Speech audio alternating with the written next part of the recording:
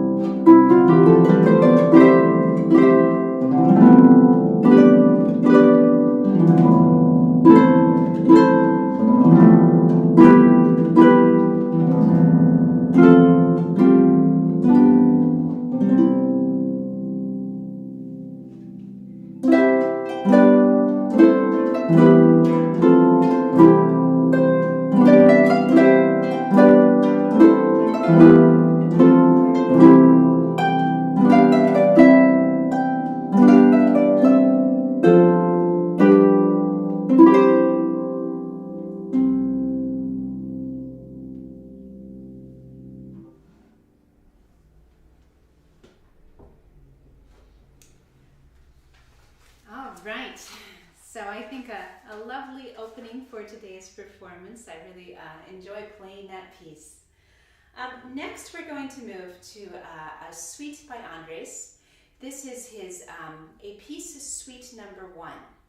And this is quite different than the theme and variations that I just played. It's quite a creative concept, I think, for a piece. So the title, translated to English, means spices. And there are 4 short pieces in this, and each one is named after a different spice. For myself, I'm not sure that if I heard the pieces, I would necessarily pick the spices that Andrès did, but maybe my impression of different spices is just a little different. I think that's quite a personal thing, but that would be something you could listen for. Maybe what spice you think each piece would match with based on your own tastes. So we're going to start, the first one is Muscade, which translates to nutmeg. Then we'll have Vanille, translates to vanilla. Then Pistache, which translates to pistachio. And finally, Paprika, which needs no translation. And each of these 4 pieces is quite different and could stand on its own, or put together to make this whole suite. There's also actually a second suite of spices with another 4 pieces and another 4 spices, but I'm just doing the first suite for today. And this does get a little bit more into the contemporary realm of Andrès' composing. Throughout it, you'll hear some unusual scales. Also, there's a lot of use of rhythm in these. I would say, in general, with Andrès' writing, rhythm is a really strong and prominent feature. Sometimes he's really setting something up to be in a groove. Sometimes the rhythm is very free, but either way, it's quite important musically to what he's doing. These pieces, a lot of them also use a really strong bass line in the left hand, and there's some extended techniques. So to give you just a little preview before I play them, Nutmeg uses a G melodic minor scale, and then you have this strong bass line and chords that really give it kind of a jazzy feel, that you'll hear this throughout.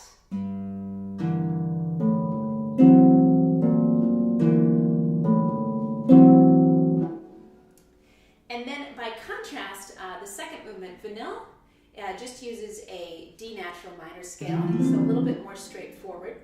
There is a strong bass line, again, in this one. So keeps returning to a section with that. And Andrès also uses some tapping on the harp to kind of highlight the rhythm of that even more. So when you tap on the harp, there's different ways that you can do it. For this particular piece, I'll be tapping on the body of the harp around the side here. So you won't be able to see my hand, but you'll hear it back there tapping. Sometimes in tapping, you also tap on the soundboard, which you can see a bit more visually. And then the third piece in this suite is Pistachio. This one has a really interesting scale. You're going to hear for this one a G harmonic scale with a raised fourth, which really gives it a strong flavor, I think. In music theory terms, having both the raised fourth and the raised sevenths gives you 2 different augmented seconds in your scale. Quite unusual. And this one, Pistache, has a lot of free sections where there's a lot of the rhythm and the phrasing and everything is left up to the performer. And then it's contrasted with some more rhythmic, strict sections. And there are a couple of different extended techniques in this one. One is a pinching technique where you actually take the string between your finger and your thumb and you pinch it to get kind of a sharp, a little bit more aggressive sound than usual.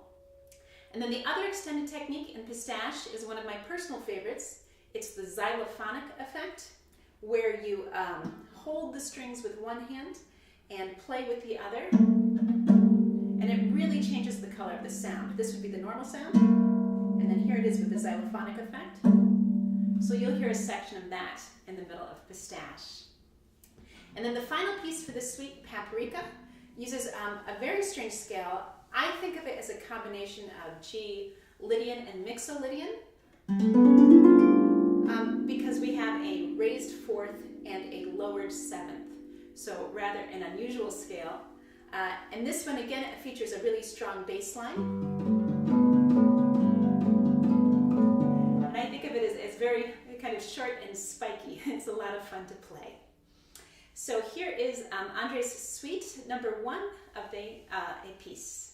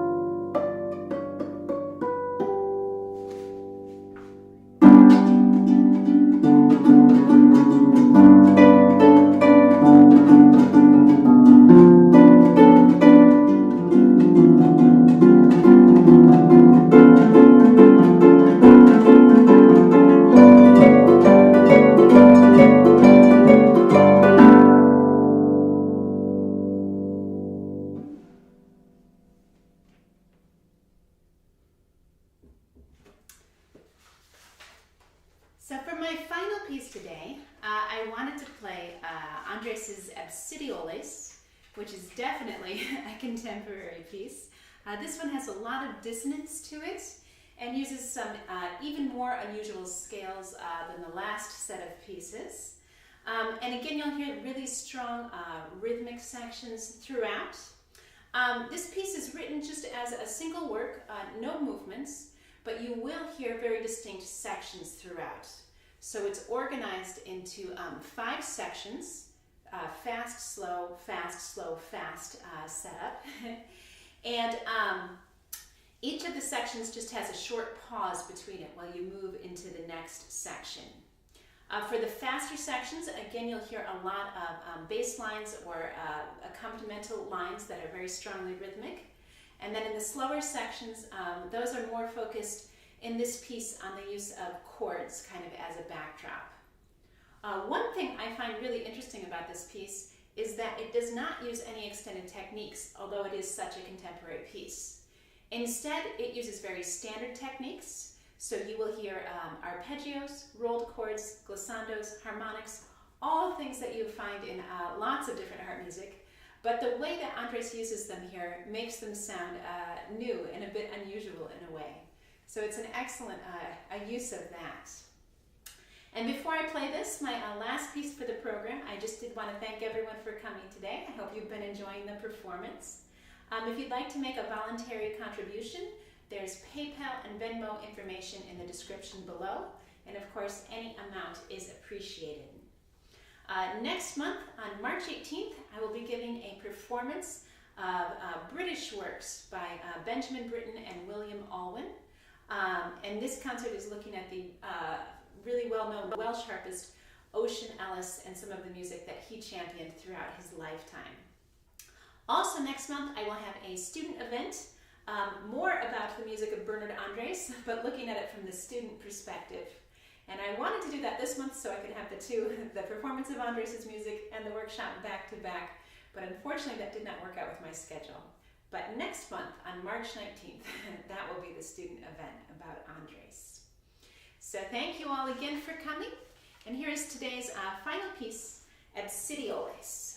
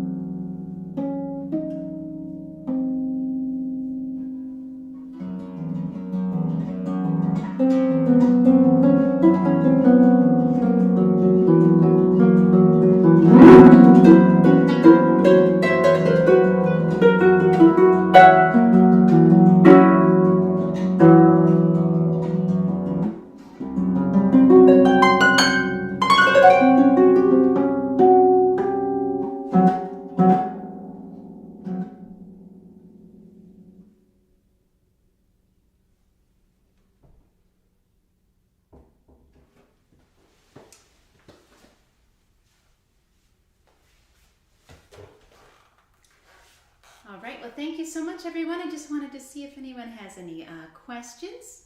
I see there's a few things here in the chat. Let me just take a moment to see.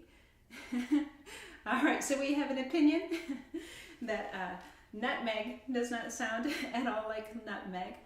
I would agree. I always think of nutmeg as kind of like a comforting spice. So yes, and the way it's written being so jazzy, I think of it definitely as something with a bit more, I guess, drama to it in terms of this spice. All right, and then Stephen, I think, is talking about Absidioles. I'm glad that you enjoy the piece so much. It is a lot of fun to play. Oh, and then we have a question about if you were going to go at it the other way around, like let's say that you were cooking with a spice and you wanted to compose something for it. I think that would be quite fun. For example, I'm trying to think of some spices that I particularly enjoy. There's so many delicious spices out there. It's hard to choose. I mean, it might be fun to write something related to garlic, something that really is a strong, pungent spice. I think you could come up with something quite interesting, and especially with Andrès using so many unusual scales. Yeah, maybe write your own spice, but as an homage to Andrès. That would be really enjoyable.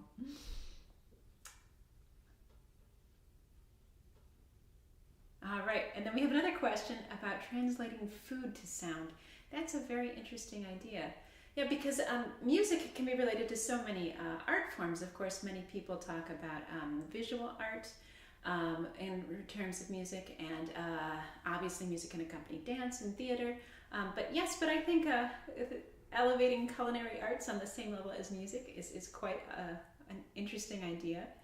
Yeah, I am not a dedicated cook myself, so I don't know that when I'm cooking I'm often thinking about music. Usually I'm just trying to cook efficiently, but I think there's a lot of room for exploration there, and it could be a great way to compose many pieces. Molly has a very nice comment. Thank you so much, Molly. I'm glad you enjoyed it. That's excellent. And then we have a question about my trio. So I do play with a harp, flute, and viola trio, and we have a performance coming up next month. Information about that is on my website. And then we have a question about Andrès. Let me just read through this.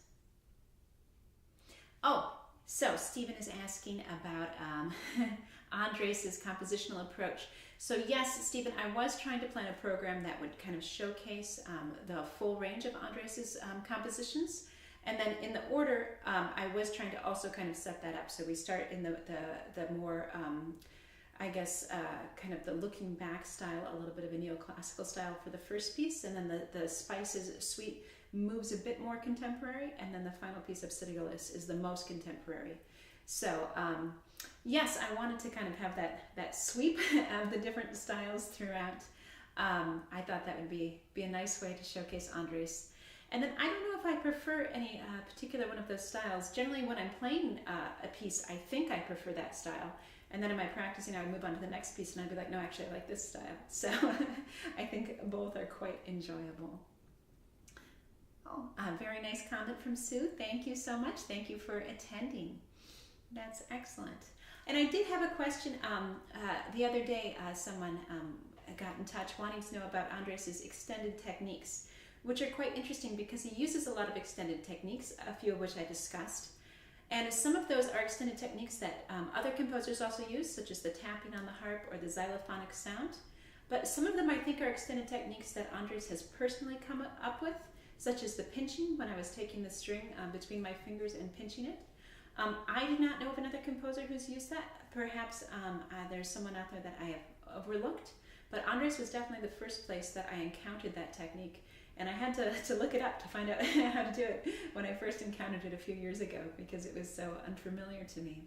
So I always really enjoyed that. If you have a composer who does play the instrument, or a composer who has access to an instrument, where they take the time to really kind of explore what that instrument can do and perhaps create some new sounds themselves, I think that's an excellent compositional approach. Yes. And then I did have also another question about the Andrès student presentation next month. So in that, as I mentioned earlier, we're going to be looking at Andrés's music from the perspective of a student who's maybe wanting to work on particular techniques or really build their technical skills on the harp. But also we're going to look at a much wider range of Andrès pieces. So there'll be a lot of different pieces that I'll talk through and demonstrate little bits of. And I'll start with his very simple pieces, and then keep moving forward to progressively more complex pieces. So it will be much more of a broad overview of everything Andrès has to offer.